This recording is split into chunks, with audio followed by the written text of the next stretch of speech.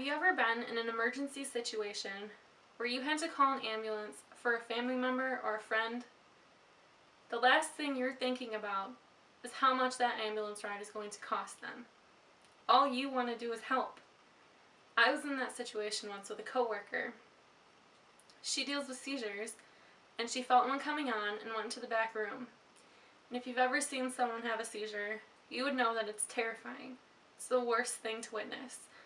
And all I wanted to do was make sure she was okay. So me and my boss, we called an ambulance, and when she came to, she was extremely disoriented. She didn't know where she was, why she was there. She didn't even know what happened. The next week she comes into work, and she tells us that that ambulance ride costed her almost $3,000. And without insurance, that was a hospital bill she just had to pay. And I felt really bad, but that wasn't even on my mind. There's a problem with the way ambulance services work. The cost is too high for an emergency service, and there needs to be something done about it. My name is Sarah, and I'm going to talk about the reasons given for why ambulances cost so much, a couple stories about things that have happened to people, and a solution for the problem. So USA Today states that rates vary due to many different reasons, and that's why the cost can rise up so high. First, there's the location of the emergency service.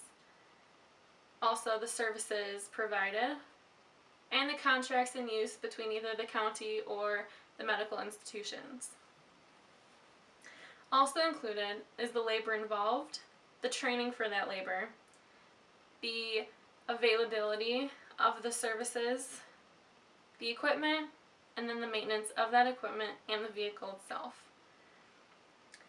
Base rates can go anywhere from $600 to $700, and then you have to include mileage. And that is according to Holland Sentinel. The president of Texas EMS Alliance, Douglas Houghton, says that there is a lot of cost shifting dealing with emergency services.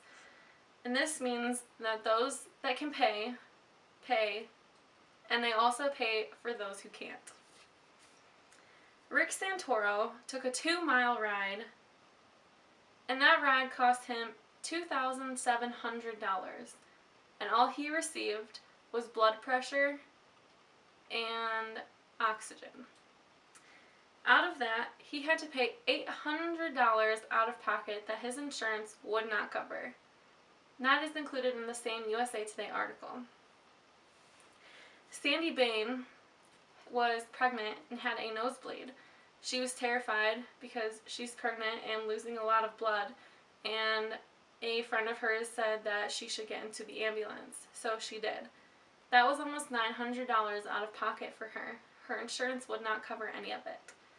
That's another thing, is that insurances decide what is a medical emergency and what isn't. If it's not a medical emergency, they will not cover the cost, yet you're still charged the same amount. Non-emergencies should be advised that this is going to be a big cost. Do they want to accept?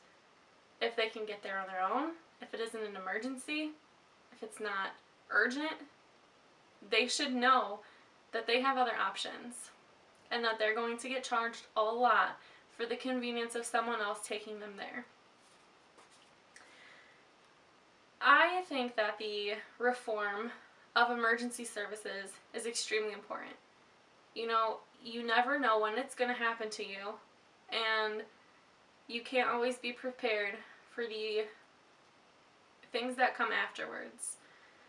Taxes should go to training and labor and maintenance, just like any other emergency service. You don't have to pay when a fire truck comes to your house. It's an emergency. You pay that in taxes. It is a public service. And the same should be said for emergency vehicles. Riders of ambulances should have to pay for the services provided for them, just like they would in a hospital. Insurance should cover that, but if not, the cost will be much lower. You will pay for the services provided to you, such as oxygen or getting your blood pressure taken, and also the mileage, however many miles it takes for you to have to go to a medical facility. This will eliminate the base costs, and the price will drop $600 to $700. This means overall, it'll be easier for more people to pay. You'll have less uncollected costs and less cost shifting. It'll be cheaper for everyone. And I just don't think that it's fair that people have to pay an exorbitant amount for an emergency. That's not right. So in conclusion, emergency vehicles should not break your bank. You simply need to get to a hospital, and you should not have to pay that out of pocket. It needs to be reformed. You need to find a different way by using tax money or including it in your contracts, or just making it easier for people to pay you that money.